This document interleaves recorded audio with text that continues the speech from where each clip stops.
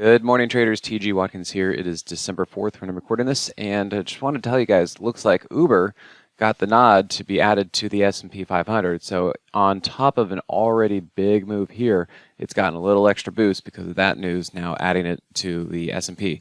Now compare that to Palantir, which was also rumored to be getting added to the S&P. It was looking pretty good leading up to this, but then based on that news, it's got some selling going on with it. So this is one of the ones that we were looking at trading. It was looking pretty good going into the weekend, but because of that news about Uber being added and not Palantir, it's getting sold off today. So we'll move on from that.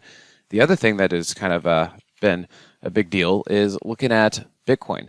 Now, we finally picked up some Bitcoin miners, and they are doing well because today was a big up day for them. But again, another big move where a lot of volume is coming into this. And I got to say, I thought this thing was going to be pulling back kind of in this area, and instead it just kept going up and up and up. So there were no official sell signals. I was actually looking for price to start breaking down below the hourly 50 here, but that never actually happened. You can see we only had dips, and then it continued to reinforce staying with the 50 SMA, which is why I have the two-part entry and a two-part exit for the Moxie rules.